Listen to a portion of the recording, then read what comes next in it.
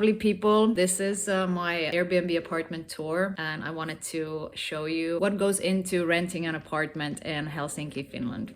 Okay, so this is how it looks once we get in. I think it's pretty decent.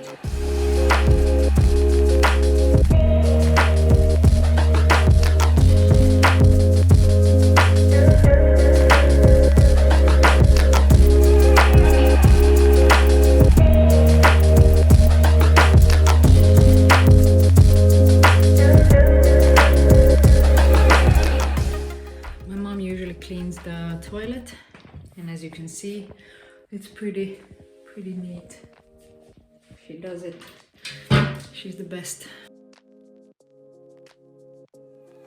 This is literally how we clean our Airbnb apartment with my mom. Just do the basics, literally keep it clean. One thing I dislike is just seeing any hairs. So I'm really kind of paranoid with having any hairs anywhere. I think that's something that guests appreciate. I at least appreciate it as a guest. Then I vacuum. My mom usually does the toilet, so I usually do the living room / bedroom. I do the kitchen. I hate vacuuming so much. Like taking one for the team. My mom is not as young anymore. It's like more heavier on her, and it's my apartment. Like she's here to help. Like cleaning my apartment yesterday and then cleaning this place today, it feels like I don't want to clean ever again. And then just knowing that I'm gonna be here within like 3 days, 4 days. So guests usually don't leave any dishes because I kindly ask them to wash them. But I do know that a lot of people might have like an extensive list of things to do for the guests. But I want to keep it kind of simple, leave it as tidy as it was. We're not always able to come immediately to clean it up. So if there's something that is going to be smelly, it's going to be smelly for hours. So I kind of ask them to just take out the trash. I do sometimes ask them to take out the linen and just put it in one pile so it's easier for us to kind of like take out. I do this about 2 times a week maybe. If I'm lucky, it's only once a week, and on worst weeks it's like 4 times a week. The minimum is 2 nights because I understood at some point that we cannot come here every day because sometimes it needs to be done just before the guests arrive. I need to be here at like either 11 or 12. My mornings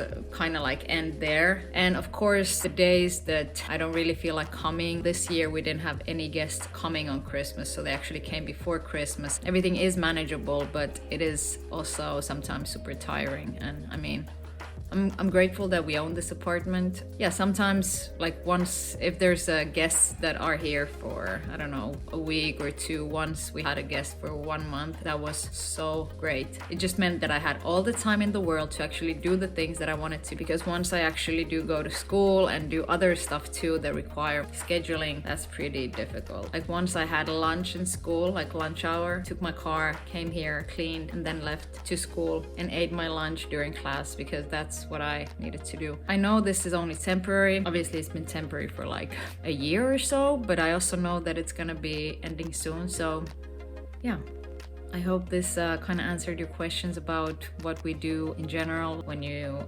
rent your apartment. Some extra stuff that we do for the guests is we usually put out some Finnish candy for the guests to enjoy something very Finnish once they arrive. I send them very extensive instructions on the address of the place, instructions to pick up the key, and all the local tips for restaurants and places to see that are around here, but also places in the actual city center. I also put out instructions for transportation. Now it's New Year's Eve, so the guests ask if there's like New Year's Eve happening, so I send them a list of things for them to see during the New Year's Eve and how to celebrate. Definitely trying to make the most of their stay and provide everything that they need during their stay. And I always ask for feedback on their stay.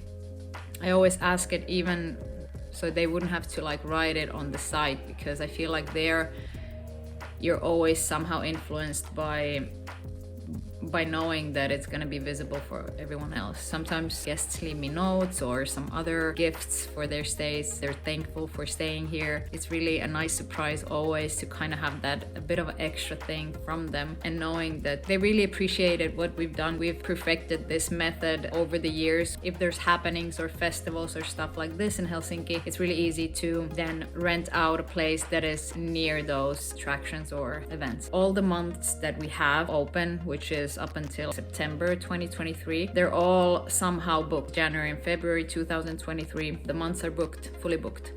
So And this is pretty nice to see that they want to stay with us, which is, yeah, it feels nice as a hostess. It depends on the dates. During Christmas time, obviously prices are higher. It might be like 90 euros per day. During summer also something like this on peak dates. About 80 euros per night could be a regular price point, from like 85 euros to 95 euros depending on the dates and also the duration. So if you're staying for longer, you're gonna get a discount and you don't have to pay obviously so much per night. As someone who is having an Airbnb platform, I always try to put emphasis on the cleanliness, this place being super clean and tidy. Pillows, the mattress and the duvets, these need to be exquisite. Good night's sleep can make up a lot of other things that are not working in the place. Obviously during winter we make sure that the place is clean and warm.